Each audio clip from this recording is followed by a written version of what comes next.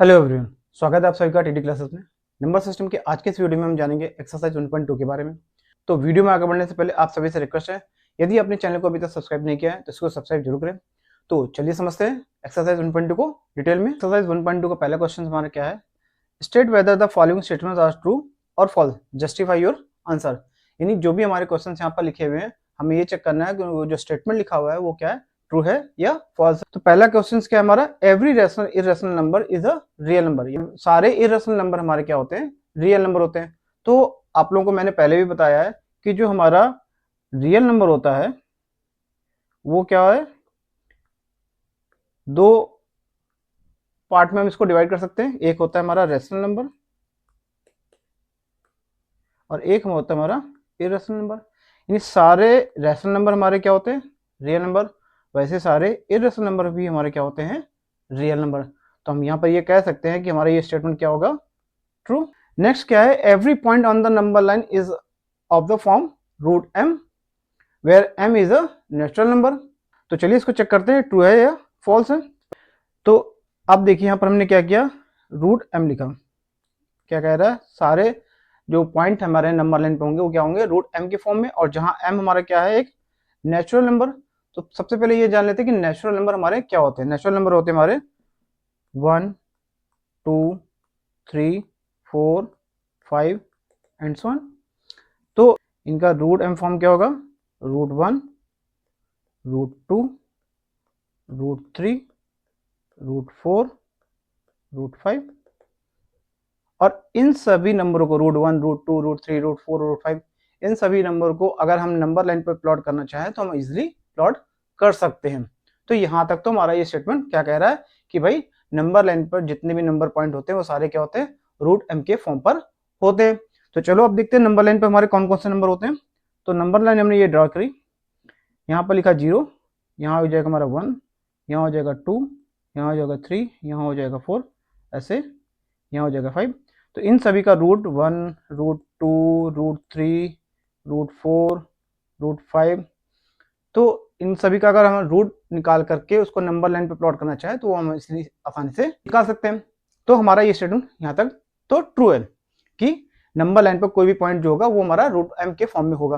But question ये है कि जब हम बात करते हैं 0 से पीछे के नंबर लाइन को, तो यहाँ पर हमारा होता है -1, -2, -3, -4, -5। तो अब नंबर लाइन पर तो भाई हमारा 0 भी होता है, 1, 2, 3, 4 पॉजिटिव वाले इंटीजर्स भी होते हैं, -1, 2, 3, 4 निगेटिव वाले इंटीजर्स भी होते हैं। तो ऐसा तो नहीं है कि नंबर लाइन पर सिर्फ हमारा नेचुरल नंबर होते हैं। नेचुरल नंबर हमारे क्या होते हैं, ओनली 1, 2, 3, 4, 5, 6, 7, 8, 9 एंड सो ऑन। जितने भी पॉजिटिव इंटीजर्स होते हैं वो सारे हमारे क्या होते हैं, नेचुरल नंबर। निगेटिव इंटीजर्स हमारे नेचुरल नंबर नहीं होते। और जबकि नंबर लाइन पे हमारा क्या होता है, निगेटिव इंटीजर्स भी होते हैं, जो कि हम √m के फॉर्म में नहीं लिख सकते हैं। क्यों नहीं लिख सकते इसको, क्योंकि ये हमारी निगेटिव फॉर्म में है और निगेटिव फॉर्म के नंबर्स को हम कभी भी अंडर रूट यानी स्क्वायर रूट के अंदर नहीं लिख सकते। तो ये स्टेटमेंट हमारा क्या हो गया, फॉल्स। क्या हो गया हमारा, फॉल्स। क्यों फॉल्स हो गया, क्योंकि नंबर लाइन पर हमारे पॉजिटिव इंटीजर्स के साथ साथ निगेटिव इंटीजर्स भी होते हैं, जिस वजह से उनको √m के फॉर्म में हम नहीं लिख सकते हैं। तो ये स्टेटमेंट हमारा क्या हो जाएगा, फॉल्स हो जाएगा। थर्ड हमारा क्या है, every real number is an irrational number. अब ये कह रहा है कि सारे के सारे रियल नंबर इररेशनल नंबर होते हैं। तो पहला क्वेश्चन हमारा क्या था कि every irrational number is a real number. तो अगर हम रैशनल और इररेशनल को कहें कि सारे रैशनल और इररेशनल नंबर हमारे रियल नंबर होते हैं, तो ये ट्रू है।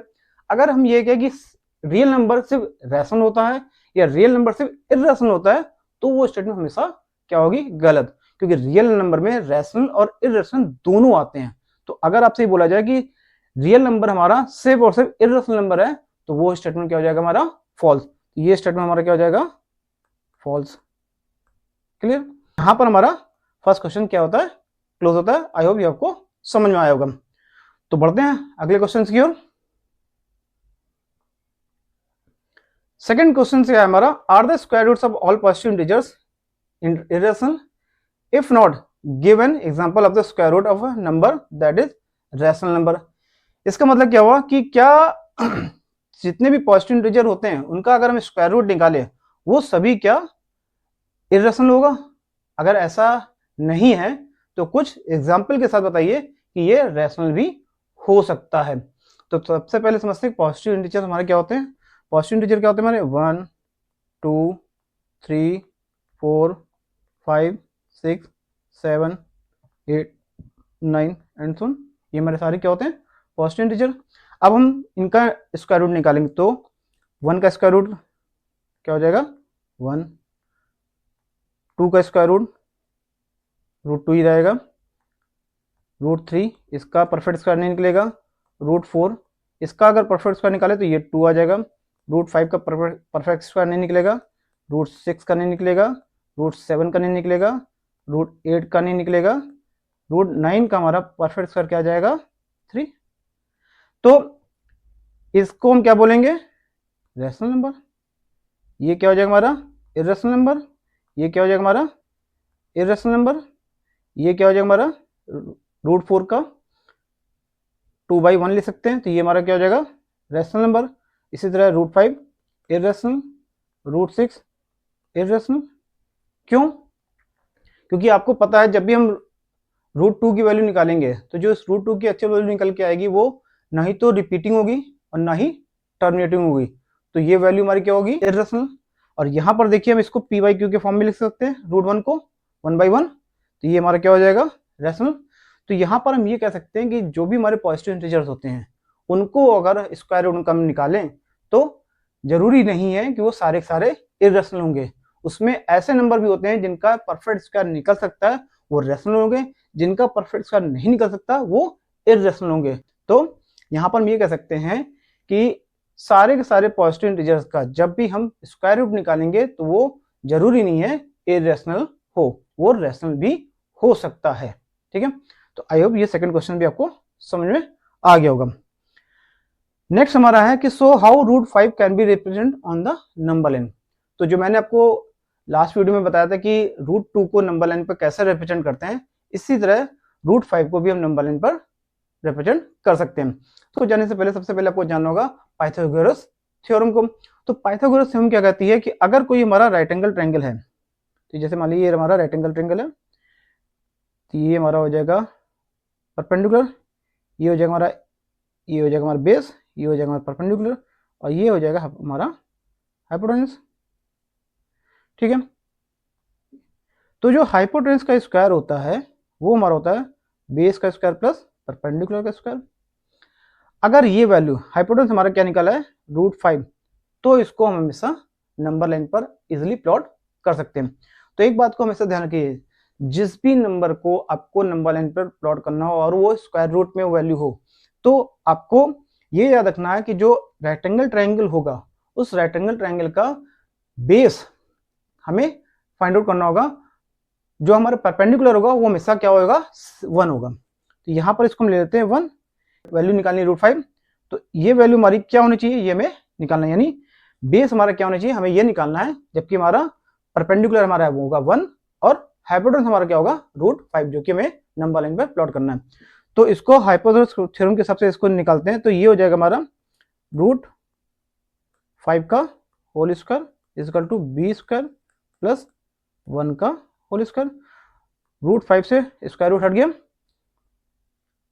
तो ये हो जाएगा हमारा 5, ये हो जाएगा b² प्लस 1, तो b² हो जाएगा हमारा 5 माइनस 1, तो b² हमारा हो जाएगा क्या 4। अब ये b से स्क्वायर हटेगा, ये हो जाएगा स्क्वायर रूट 4, तो ये हमारा क्या हो जाएगा b इक्वल टू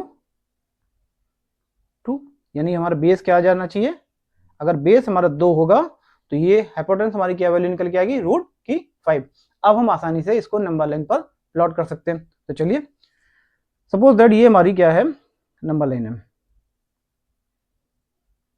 यहाँ पर हमारा ये 0 है, ये 1 है, ये 2 है, ये 3 है, ये 4 है, ये हमारे इधर माइनस की वैल्यू आ जाएगी 1 माइनस के 2 एंड सुन चलती रहेगी। अभी हमारा बेस क्या है 2, तो ये जो 0 हमारा है इसको मान लेते हैं ए पॉइंट, यहां से ये वैल्यू 2 जहां पर है इसको मान लेते हैं बी पॉइंट, ये हमारा बेस क्या हो गया 2 हो गया। अब यहां से बी पॉइंट पर हम एक 90 डिग्री का एंगल बनाते हैं। अब एंगल कैसे भी बना सकते हो, कंपास के थ्रू भी और प्रोटेक्टर के थ्रू भी। तो 90 डिग्री का जब हम एंगल बनाएंगे तो ये हमारा क्या होगा, 90 डिग्री का एंगल हो गया, ठीक है। अब यहाँ पर जो हमारा परपेंडिकुलर होगा वो क्या होगा, 1, उसकी वैल्यू क्या होगी 1। तो मान लीजिए 1 हमारा यहाँ पर आता है, ये पॉइंट हमारा हो गया C। तो अब A पॉइंट को हम C पॉइंट से मिला देंगे, तो ये जो वैल्यू हमारी आई √5, A और C हमारी क्या होगी, √5 की वैल्यू होगी। बट अभी भी ये वैल्यू हमारी नंबर लाइन पर नहीं है, ये अभी भी क्या है, हवा में है। तो क्या करते हैं, कंपास के थ्रू यहां से एक A पॉइंट से C पॉइंट की डिस्टेंस को लेकर के एक हम आर्क लगाते हैं। तो जो आर्क हम लगाएंगे वो आर्क हमारा क्या आएगा, ये आएगा इसी किसी B पॉइंट से थोड़ा सा आगे, यानी 2 और 3 के बीच में कहीं पर हमारा ये पॉइंट आएगा, आर्क आएगा। तो ये जो पॉइंट हमारा होगा ये मान लेते हैं हम D। तो ये जो D पॉइंट होगा हमारा, ये वैल्यू हमारी क्या होगी, √5, यानी A से D तक की जो वैल्यू होगी हमारी क्या हो जाएगी, √5। तो यहाँ पर देखिए हमने √5 को नंबर लाइन पर प्लॉट कर दिया। इसी तरह आपको √5, √6, √7 कोई भी वैल्यू स्क्वायर रूट की हो उसको नंबर लाइन पे आप प्लॉट आसानी से कर सकते हैं। तो आज के वीडियो में बस इतना ही। यदि वीडियो आपको पसंद आया हो तो चैनल को सब्सक्राइब करें, लाइक करें। तो मिलते हैं अगले वीडियो में नंबर सिस्टम की नेक्स्ट एक्सरसाइज 1.3 के साथ। तब तक के लिए नमस्कार, जय हिंद।